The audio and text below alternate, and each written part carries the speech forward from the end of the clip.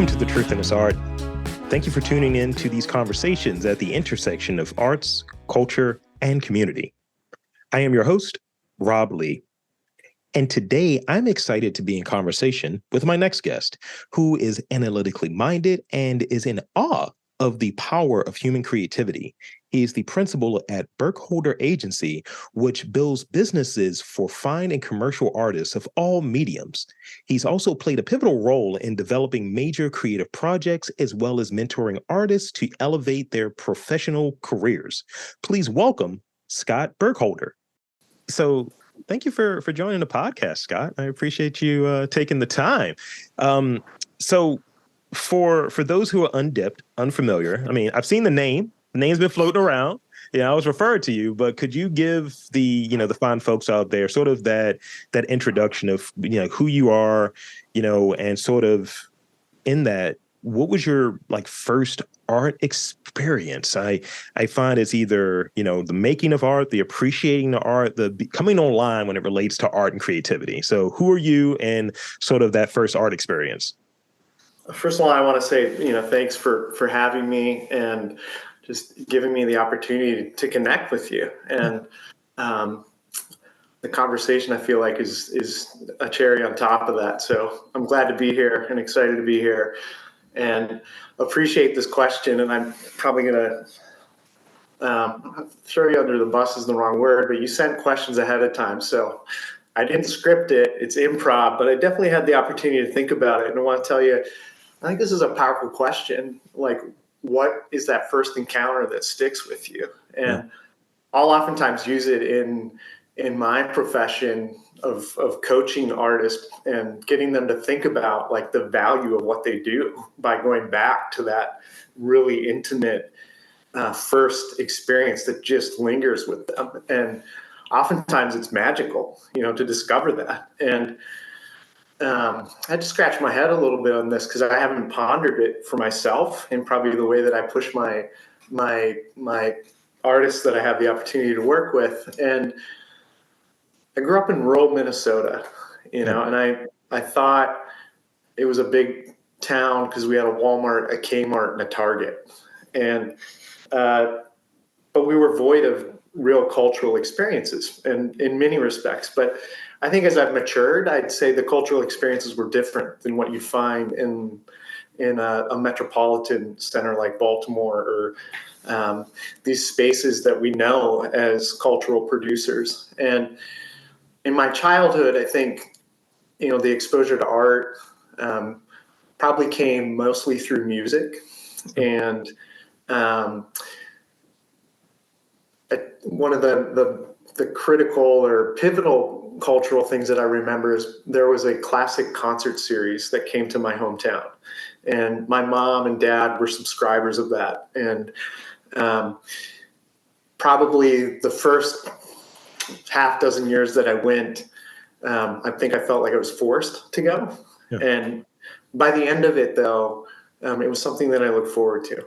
And I think seeing these professional musicians performing in, our high school gymnasium in this small town lingers. And, that's probably, I'd say, that first exposure to the arts and what we know as refined culture. But from thinking about my own practice, again, I'm on the business side of art, so I'm not necessarily the one that's on the stage performing or producing the painting.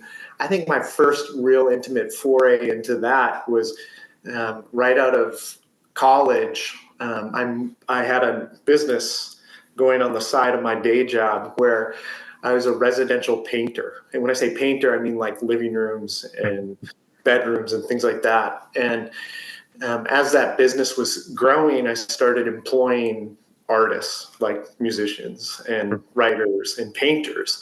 And it's those relationships that I think were pivotal in the real introduction into, if you will, the business side of the arts, and afforded just deep conversations about life and all of what art allows you to step into, as well as how do you make money? How does that actually work for you? And so I'd say that initial foray into my medium was probably in some stranger's living room, painting it a shade of off-white so that it looked clean and fresh and new. Yeah. Wow. Thank you. And so in that, the sort of one of the other things I like to start off with in the introductory portion of the pod is, having the person, introduce themselves in that way of like, how do you deem yourself? Like when someone asks me like, are you a podcaster? I've been called an influencer. That's the one thing I rebel against. I rebel against that terminology. I've been, brought on like influencer Rob Lee. I'm like, no, not at all. So how would you describe your sort of role around the arts? You mentioned the arts business side, the coaching component. How do you describe like your role in and around like arts?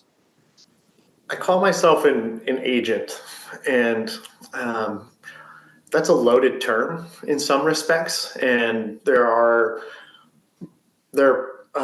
certain sectors of the industry where, like for instance, Hollywood, where you think of an agent, and the record labels and the music industry, there's agents, and it's brokering deals. But for the most part, that's captured where I definitely want to head and go. Is I do want to be brokering deals between the audience, the patron, the individual who is providing the resources, whether that's money, connections, whatever, to an artist and the artist, and be doing that in a capacity that really benefits the artist, and hopefully the audience is fulfilled in that transaction.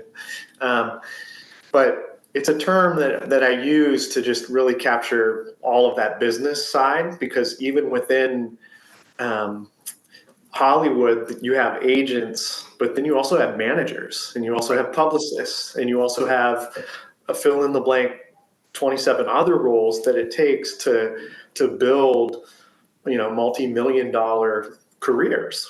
And what I do in my capacity as an agent, particularly in the market of Baltimore right now, is potentially all of that. I mean, I was thinking about this last week as I'm contemplating, the growth of my agency. Well, what am I looking for? And I think back to the client meetings that I had that week, and there's a part of it where, yes, I'm talking about your bookkeeping and getting deep into the finances of a business, and need to have the vernacular that an accountant has. I looked at a licensing agreement and had to contemplate some of the legal implications of utilizing an image in a corporate setting that a photographer had made, and what that might be worth. Then there's a component of helping an artist articulate their own value proposition, which most of the time is going to come out in an artist statement. Yeah. And then there's also frequently the clients will refer to the meetings or sessions that we have as therapy, and working with a client to even comprehend why it's difficult for them to ask for the price of their work, because they may not value the work, because they don't necessarily value themselves in the way that they need to confidently go out there and ask for what that work is worth.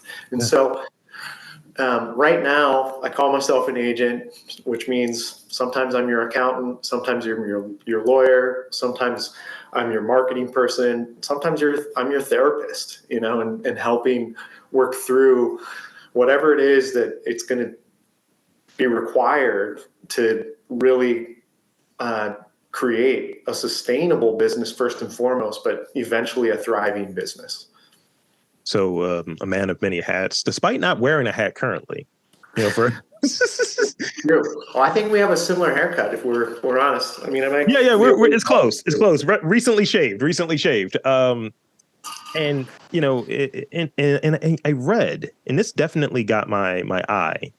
And there's a lot of stuff, and you're a very interesting dude, but it's one thing that really caught my attention: the engineering background and the analytical background. Like, I always tell people, like, I'm a data analyst by day, And they're like, so how do you engage in this creative? So I was like, I don't know. It's a system. That's the way I look at it. It's like, that's kind of the way I consume it and the way I like kind of make sense of it. And on the other side of it, I guess it's left brain, right brain. I don't know. But on the other side of it, the storytelling component and doing this podcast and crafting it and so on, I'm able to like present that data in a way that I, kind of building out scripts for it and so on.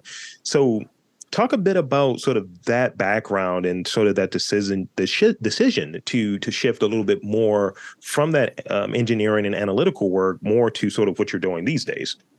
I'm still an engineer. I'm still engaging in even the rudimentary math and scientific end of things. And I like the packaging that you put around engineering. Much of it is building systems and creating efficiencies within systems, more specifically. And that's particularly important and valuable when you're talking about the business side of things. And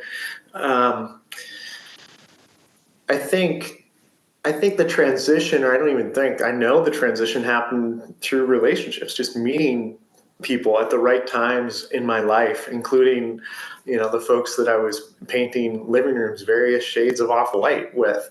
And the value of my background in engineering plays out and manifests today still. I love spreadsheets. My clients hate spreadsheets. And so oftentimes I have to be an intermediary between the two. And I get excited and see the creativity in accounting and understand why accountants find joy in their work. Similar to, I appreciate a great melody or a fantastic painting that one of the artists I'm working with might be putting together. And so, the engineering is certainly a part of what I do. And for whatever reason, I'm able to engage, I think, comfortably, if you will, both sides of the brain, as you mentioned. And, it's curious as I tell, we'll say the general population who's not familiar with artists and may put them on a pedestal or, unfortunately look down upon them for being artists, even in the sense of like they should go get a real job, where they need desperately someone to do the business side of what they're doing. And I want to be careful in that conversation is to honestly say engineers need a balance in what they're doing too. Like most engineers would be horrible at building a business if they had to do it on their own. Most engineers probably are horrible at business in the sense that I have no idea how they would do the very interpersonal and the narrative storytelling part that is critical to growing and expanding a business. And, kind of the way I think about it is we need artists, and this will sound weird to say it this way, but we need artists to be bad at business. We need them to operate in the way that they do. And what I mean by that is, I think to be good at business, you have to be a concrete sequential thinker. Again, to use language that's oftentimes used in describing personalities. And you've got to see time in this linear fashion so that you can plan and allocate resources appropriately. That's a lot of what good business is about. And that's very different than being an abstract and in the moment type of person, which is what we need for artists. We need artists to feel things, to see things and perceive in a way that can only happen if you're in the moment, and to expand upon that through a medium that requires incredibly abstract thinking. And that runs contrary to what is, again, required oftentimes for the appropriate allocation of time, money, and energy. And so, again, the place that I get to sit in is somewhere between those two things. It's a real deep appreciation for both of those mindsets. And if I'm honest, I'm good at both of them, not excellent at either. And I've found a place where I can excel by just being good at both of them. No, and thank you. I think that makes a lot of sense where it like I like baseball, right? I always think of baseball and, when you look at pitchers, everyone is specialized. It's like we have our starters, we have our relievers, our middle relief, all of that stuff, setup man, all of that stuff. And I think of this idea of having the team, as you touched on earlier. You have these publicists, you have a manager, agent, and all of the other 27, people that are a part of it. And those are the folks that are thanked when you do your acceptance award speech and all of that.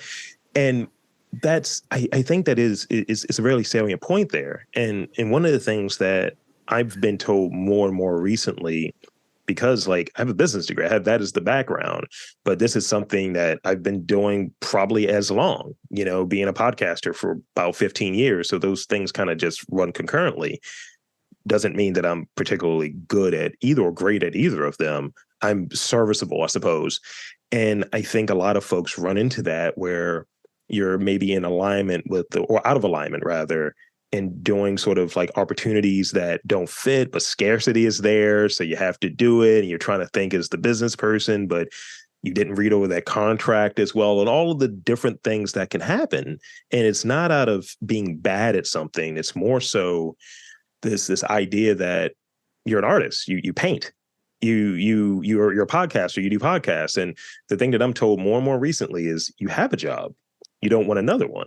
And so trying to build out sort of that capacity, as I touched on before we got started, or maybe I did, I put out 333 episodes last year. So that's a whole other undertaking, right? And having all of the responsibilities of a real person. I'm just a podcaster. If someone is like doing a bunch of paintings or doing a bunch of music and having all of this stuff, things inevitably will fall through the cracks. That's my spiel. Well, it's so true. And I think one of the hardest components for an artist is to understand that to be a business owner or to be in business, and particularly if you're the only employee of the business, there's a lot of jobs that have to happen within the business. One of them is production. One of them is making the painting or making the podcast. But there's still, again, the 27 other things that need to happen in order to build the business. And the incredible thing about being in a field like art, or realistically anything that is what you want to do in life, is you'll probably do that job for free, which is what most artists do. And one of the ways I like to frame those 27 other roles is like, that's actually the job of being an artist. At least when you're the only employee in your business right now, you need to be the one that is making the phone call to initiate the opportunity, or to follow up on the opportunity, or to ensure that you get paid, or you need to go to the bank and deposit the check. Not that we do that anymore, but you got to make sure that those things happen. Otherwise, the time in the studio is just not going to be possible. And so there's just a lot of jobs in any business. And if you're the only employee of your business, you got to muscle through, like, how do I do those other jobs? So I want to ask you this, because let's touch on the Burkholder Agency a touch, because that we're talking around it, but I want to talk about something a little bit more specific in that vein. Could you share a moment or a project or a client, not be specific, obviously, because that's your biz, but that really captures the essence of building those sustainable business, empowering artists and building that out? Like, was there a painter that, you really helped with X, Y, and Z? Talk about that a bit. There's a part of me that I would say there's an obvious answer that if you're of a certain age or a part of a certain era in Baltimore, you'll be familiar with what I've done. And I want to separate from that a little bit, but at the same time, I'm like, that's the obvious thing. And I'll speak to that in a minute. But, the stuff that gets me like up in the morning, literally, is it's it's small steps because it's consistency. You talk about 330 podcasts in 1 year, like that's consistency. You know, that's part of you, because the other part you shared in our pre-talk before that is you only did I don't know how many dozens or hundred before that, the year before, you know, and like the opportunity to do 330 the following year is because you did the 100. And my guess is, and you said this as well in the pre portion of our conversation, like that's leading to better clients next year. So it's consistency. And to use that baseball analogy, there was a time, and we're maybe progressing away from where, you know, getting on base and singles is what's winning games more than home runs. And again, strategies are changing, so we won't go down that path too far. But stuff that gets me excited are just steps. You know, like I had a client I'm working with this week that was stoked that 30 people signed up for their newsletter as a result of a strategic marketing decision. You know, like that to me is exciting, because if that happens consistently, you'll obviously grow your list of individuals that are now in your CRM, your customer relationship management, where sales can start to happen. And it's those types of things that I get really excited about. And yes, I think a lot of artists or people will be like, well, that's not that big a deal. And I'm like, yeah, but if that happens once a week over the next year, that's something. And those are people who've raised their hand to say that I'm interested in what you're doing. Yeah. And there comes a time where that interest leads to the next step, which is to show up at an event, which leads to the next step, which might be to purchase that first work, which leads to the next step, to purchase a work for a friend or to tell a friend about it. And so I think that's one of the ways I like to think about what I do, and what the value that I feel in a real way, as much as, like, you know, clients that I've worked with who, again, have landed a deal that is where, you know, video artists would want. We can think in those terms, and there's those examples too. But you know, you asked like what encapsulates what the agency is about. I'd say it was the Baltimore Love Project. And again, part of the reservation about this is at that time, I didn't know if I wanted to be an artist agent. You know, like I hadn't hung my shingle out as Burkholder Agency. I got invited by Michael Owen to come work on the business side of his project. And but that experience was pivotal. You know, that cemented that the role that I feel called to, and has now become, and I've identified as my vocation, is in the capacity of the business side of art. And, you know, that project was, for all intents and purposes, my MBA, if you will, in arts administration. And I got it on the streets of Baltimore, and learned how to open the doors that are needed to open in order to build in this case, to fund and create a movement around a work of art. And so that project, I think really speaks to what I do and what I'm capable of doing with artists, you know, is to take a vision that the artist understands and can see very clearly, but translating that into paint on walls across an entire city. Yeah. And it's a Rosetta Stone sort of situation there. I like it. And I've interviewed Michael, so big shout out there. And I think it's important to have, you know, folks that are savvy in that way and that are knowledgeable in that way. And, you know, touching on consistency, one of the things that I've been utilizing is this idea around like exercise.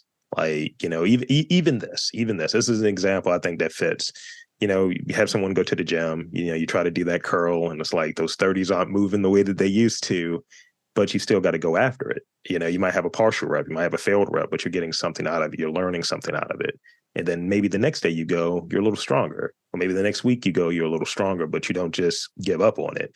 And I think that's the same way to apply it, but also Sometimes you got to talk to people who know a bit more than you, who have a bit more capacity. You might get some unsolicited advice from a trainer there at that same gym.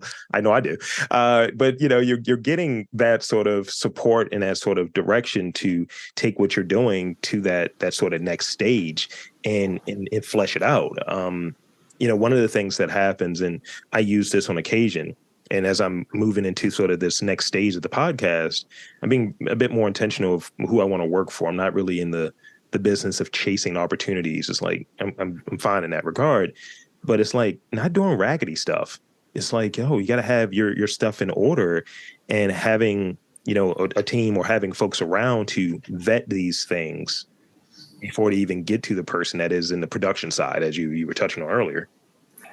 Yeah, what's curious about what you've said is it's super valuable to have people in positions to do things for you, like vetting it. But to make that happen, this is the systems language coming. You got to create your system for how vetting happens. And what you're doing is you're articulating how your decision making happens.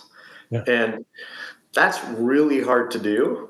And this is where, again, working with an expert who kind of knows how these things happen and how these decisions do get made and can draw out your precise way of doing it becomes valuable.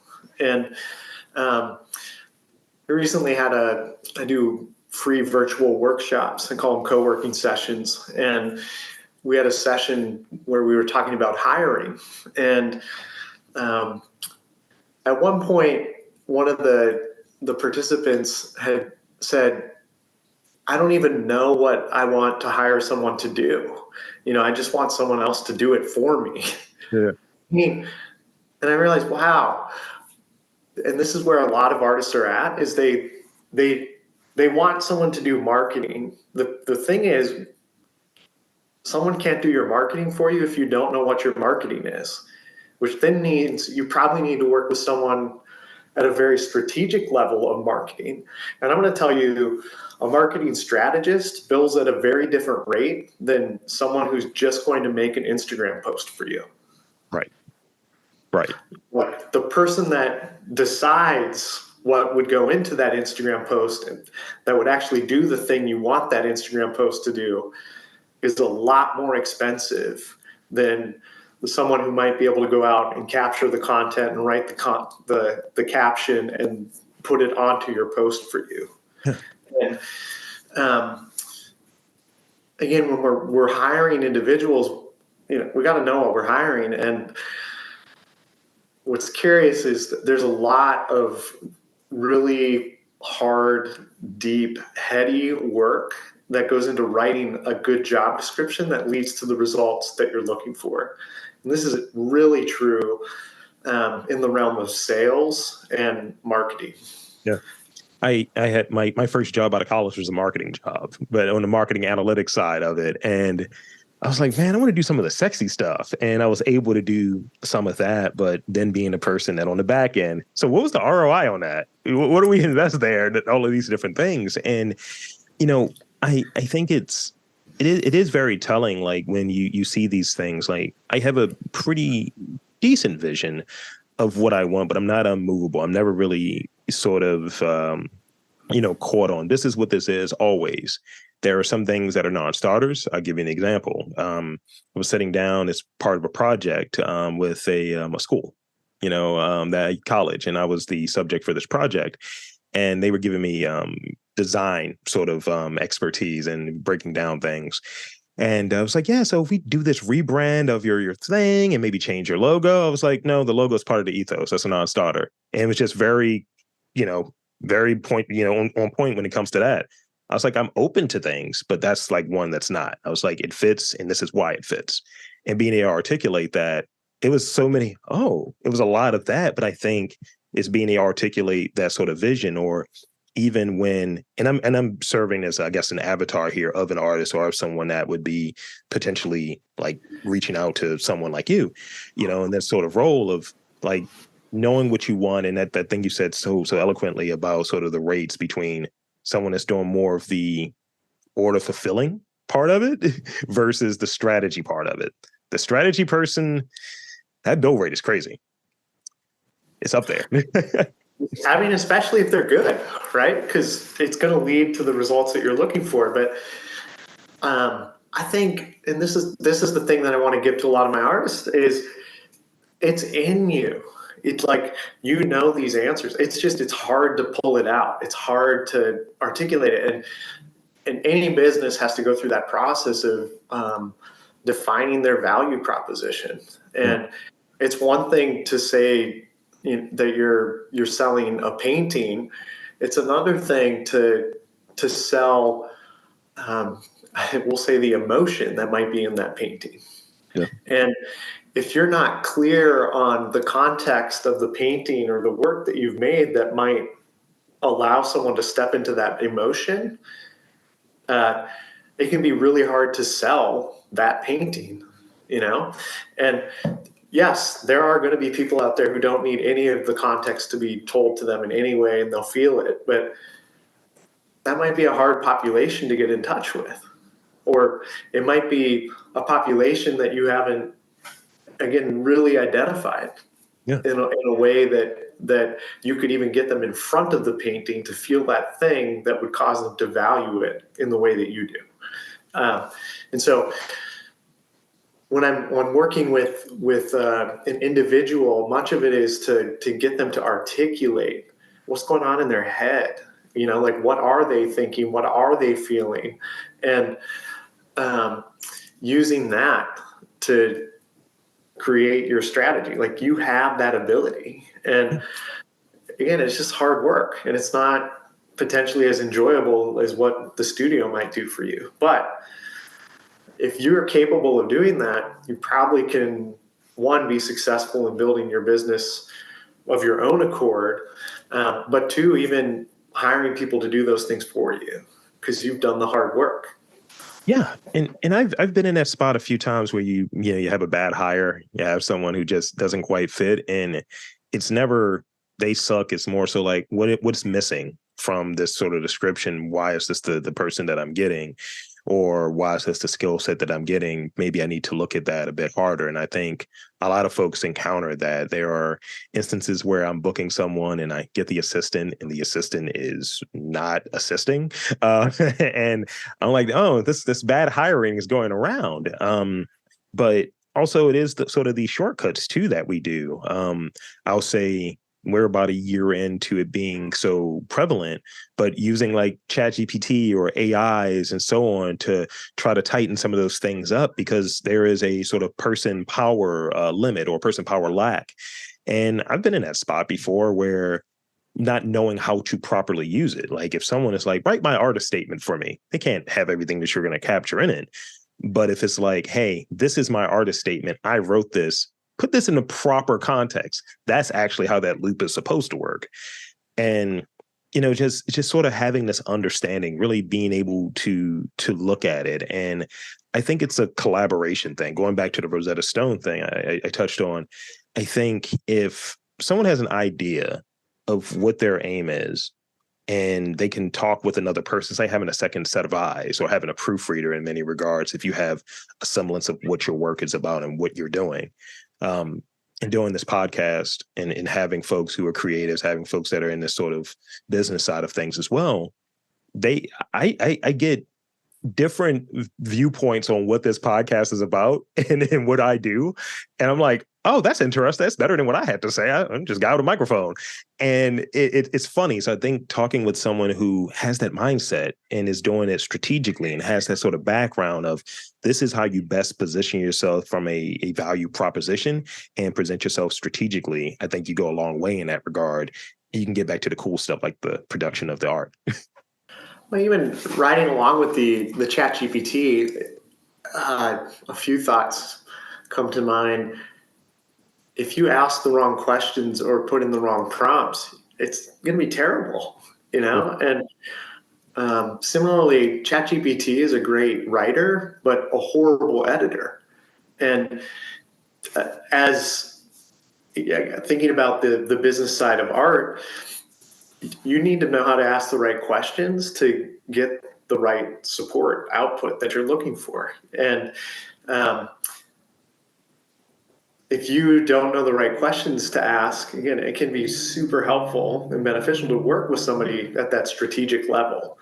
Again, it costs more than potentially hiring an admin assistant or someone to just do the tasks that you know need to be done. But if you don't know the tasks that need to be done, like it's incredibly valuable to work with someone that can help you figure that out, who potentially has more expertise in that realm and can do it in a way that is respectful and empathetic and considerate of what it is to be an artist, because it's one of the conversations I've gotten into in the last month a lot, or I find myself getting into, is just I want to advocate many of the talented people to look for the thing in their business, in their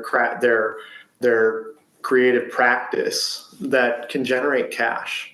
And if they can figure out how to make that profitable, they can use that profit to invest in the other risky and new creative endeavors. And if you're smart and savvy about it, I was talking to an artist who does a variety of things, but we'll say his commercial cash engine now is a light installation. And light festivals have been du jour for the last decade or longer. And the artist has done the same installation for all intents and purposes in 80 locations around the globe. And he's like, this is a commodity, this is no longer art. And for his well-being, he's like, I need to separate this commodity from my art. And he's doing that. He's creating a separate business entity that's explicitly for the commodity light art that light festivals can still hire. He's still going to be the guy doing it, or at least the head of the production to make it happen. But it's no longer their name that's going on it. It's actually the commercial entity's name that's going on it. So it allows him to preserve his creative practice. And oh, by the way, that's making so much money. It's not only sustaining the business of the entity, it's spinning off profit that he owns and can put into his own creative practice and go do the next thing that he wants to do.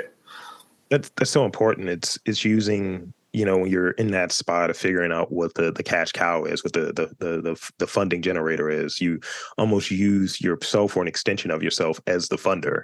And, that's a really cool thing. And at one point when I was in this realm of writing scripts and so on, I remember talking with one of my buddies about sort of like, hey, if this goes anywhere, I'm spending a lot of time and energy on it, right?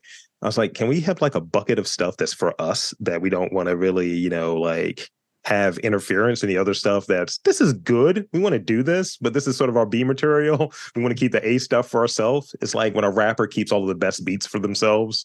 It's sort of that move. And, or even, to use another sort of comparison, filmmakers. It's like one for me, one for y'all. It's like I can do my art house stuff, but I need that Marvel check. I need that thing coming in. And I don't know that it has to be so commodified. Like, I use that language to probably exemplify the extremes, but I think there's a way to find something that is still aligned with who you are as a person and your values and what your art is. And to ask, like, how do I make this sustainable and profitable, and potentially get to that place where it's a separate thing from you. It's really not the thing that you're going to be identified with. So, but it takes hard work, thought, strategy to get there. So in that, I have sort of one more real question, and then I got five rapid fire questions for you. So this is sort of the bringing it all together. We've talked about like just strategy, and it's just gems are being dropped. You got to pick some of them up. Gems are being dropped. And so being here in Baltimore, what have you, how has, like, you talked about getting that sort of like arts administration, like MBA out there in the streets of Baltimore. So talk about like sort of that impact as far as the culture of Baltimore. Like, we have the quirky thing, we have the very DIY thing. I think that we have really discerning taste here. Talk about like sort of how Baltimore has impacted you as a, you've been here, but transplant, right? How Baltimore has impacted you when it comes to sort of being in this art world now, and for the time that you've been in it. Like, how is Baltimore serving you in that regard? I think you can do whatever you want in Baltimore. And I love that. I mean, you can do whatever you want in Baltimore. I think it's why, that quirky and that there's been different branding efforts around it and a variety of terms and language. But like, if John Waters is an icon of Baltimore, there's a reason for that. Like, you can be John Waters and succeed here and frankly be normal, or, normal doesn't exist. But I think that's one of the most incredible things about Baltimore.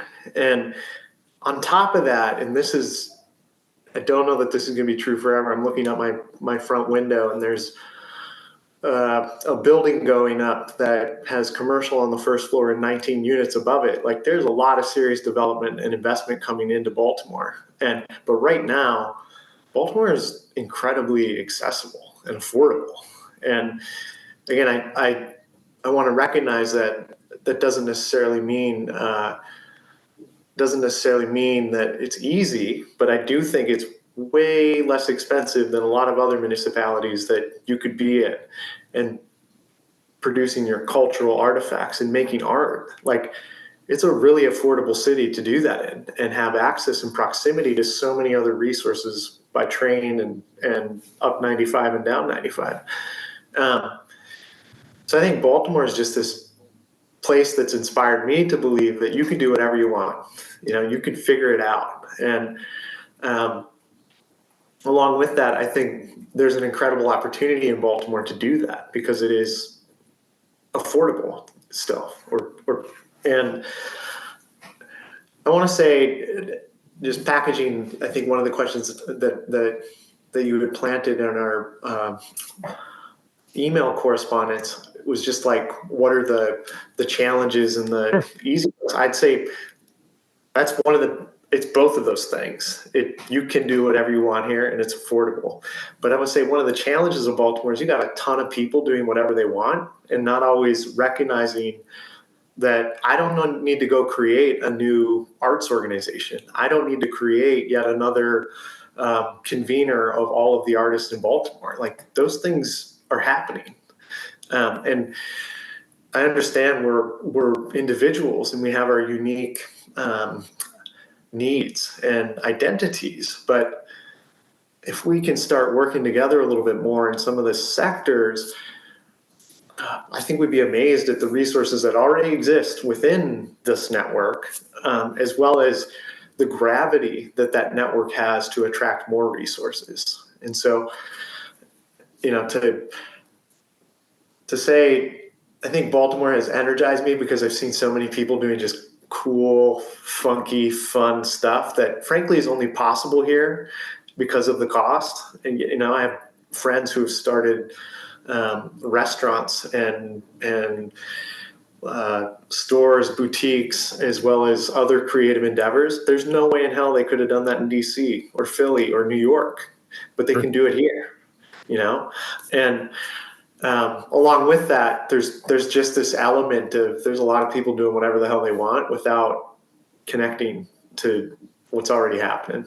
So that's really, really great point, and we'll close on that. I just want to comment on that real quick, because I agree with it, where I have this notion of like, oh, so they're, this is kind of how this is. We have an organization here that's fighting for the same thing that this organization is doing, and just, I don't know, it's done weirdly. And it is this notion of almost not identifying sort of the resources that are there. Like the place that I share that I'm at during the day job is always described as being decentralized. And that's what it feels like at times. And you could see it when it came down to some of the stuff, maybe with Artscape or what have you. I remember one of those really, really early discussions, and it's like, oh, let's have that in this arts district, or what about this district? And it's like, maybe it's just you're identifying a need. We all need to have a smaller version of it, and we all get a portion of that and just divide that between those districts so that everyone is being served, if that is the sort of challenge. But sort of, no, we want it for us. That is a weird competitive thing that I don't think really fits all the time. That's sort of my 2 cents on it. Yeah, and there's a place for competition, but there's also a place for recognition of the way I would describe it is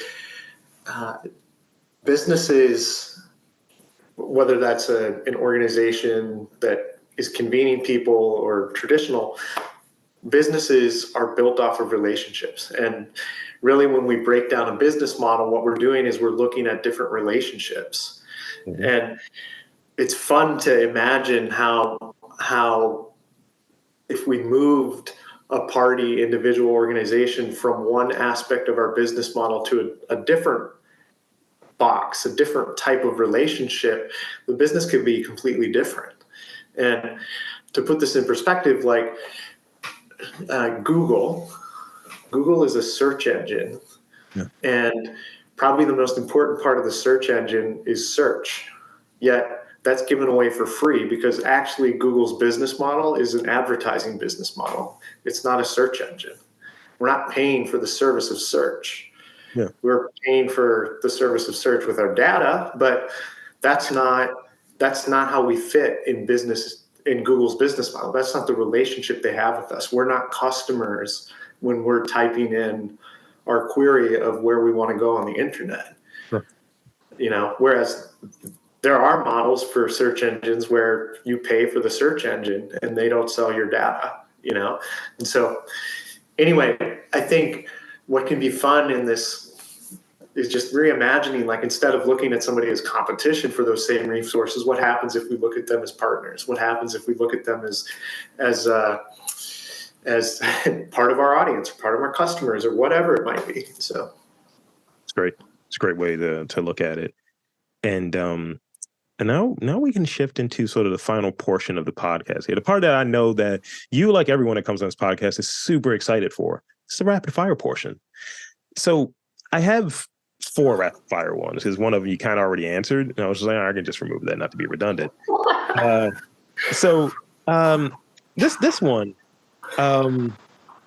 okay. Is there a book? And remember, rapid fire, don't want to overthink it. All of that stuff. Brevity is key. Is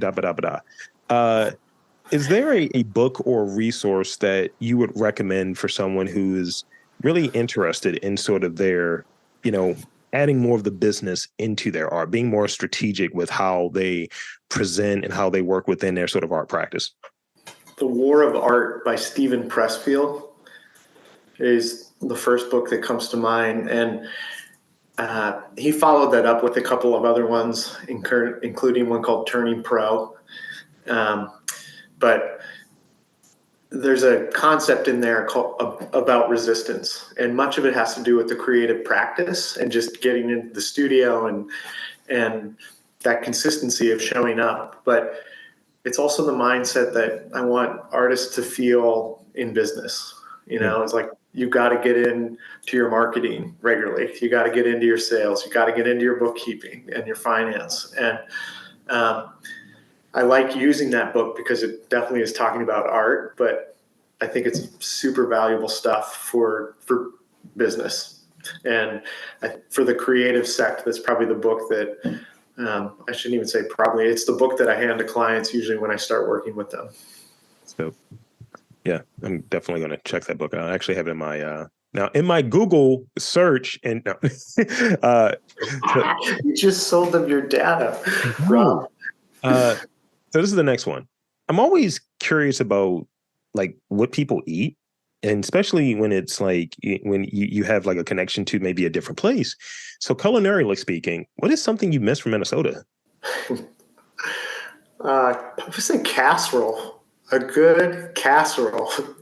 I grew up I grew up again in rural Minnesota, Alexandria to be more precise, and um, you know, cream of mushroom soup and brown hamburger meat and some frozen vegetable with tater tots on top. I can't get that here. I mean, that's not towards the top, but the way that I've been eating over the last couple of months, that is a meal I would make. I'm not even going to hold you. That is a meal that I would make. It sounds delicious. Because I like mushrooms. I've been eating a bit more beef than normal because it's like the only thing I actually can tolerate that doesn't feel weird. Like shaved ribeye and things like that, but definitely something that sticks to your ribs, especially as the temperatures are dropping. Casserole sounds like it might be pretty good. Yeah, that one's tater tot casserole, and if you're keen on Garrison Keillor and many of the tropes and stereotypes of Minnesota or the Midwest, like hot dish and casserole are a big part of it. So, what is your preferred communication style of these collaborative, formal, visual, or other? I've been this question comes from this research I've been doing. I've been playing with sort of how different demographics prefer to communicate.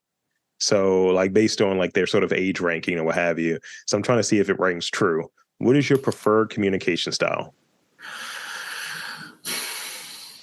it's really a toss up between the collaborative and the formal, and I say that probably because of the population that I'm working with, where um, most of the artists are going to, I'm going to say, operate collaboratively. But when I am when I'm the business side of that, I need to put some structure into what's happening, and it Yeah. becomes there's parts that have to be formal, and um, I think this is part of my the secret sauce to who I am is like I'm very comfortable in both of those, and like can roll with just constant back and forth that is more collaborative versus here's a structured email with bullet points and the work that needs to be done by this date. Like either of those work for me and are frankly important for me. So That tracks based on the research that I've been doing. That tracks very well because I would imagine you're either a Gen X or a millennial. So in that's literally the communication styles. There's like Gen X is like whatever it is. Millennials collaborative only. Then you get to the boomers. They're purely formal. Send me a form letter at this time. That is this many in Arial, please. No time too long. no, exactly. I'm right at the Gen X and millennial line. So I was born in '79. So not really. I'm an outcast for both, basically. I literally this was most of my last Saturday that I was going through this. You know how you have when you're like hunting the movie and they're hunting like the serial killer and they have the strings going from here to there.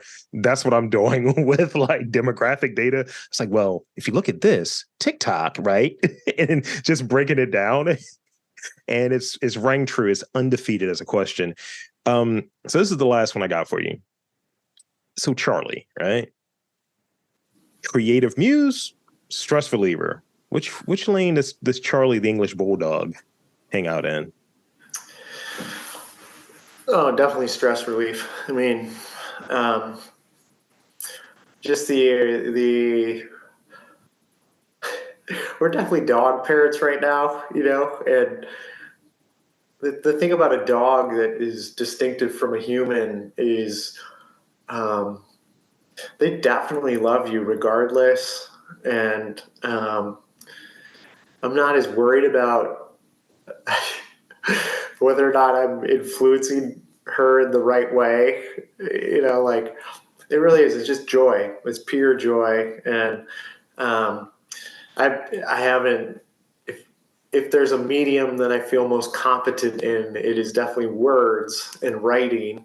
And there's no sonnets or poetry or essays or deep analysis that's been done on Charlie. And I think I prefer it that way. I just, you know, enjoy having her around. I dig it. And That is actually sort of the end of my podcast here, this odyssey we've been on. And one, I want to do two things. One, I want to thank you for making the time and being like a great guest on this pod and dropping some gems and all of that good stuff for us. It's been great. And two, I want to invite and encourage you to share where folks can check you out, can check out the agency, website, social media, all of that good stuff. The floor is yours. The best way to find out more about the agency is through our website, which is burkholderagency.com. And we are voyeuristically present on Instagram at Burkholder_agency. You certainly can look me up on LinkedIn as well under Scott Burkholder. So, and I'll say the voyeuristically is about to change. Most of that is just to keep an eye on the work that I'm asking clients to do. But we're going to start initiating, I think, a lot more just educational information, as well as cultivating taste in Baltimore and sharing some of the cool events that we're experiencing and taking part in, as well as aware of what's happening in the city. So it's where I direct people. There you go. And there you have it, folks. I want to again thank Scott Burkholder from the Burkholder Agency for coming on to the podcast. And I'm Rob Lee, saying that there's art, culture, and community in and around your neck of the woods. You've just got to look for it.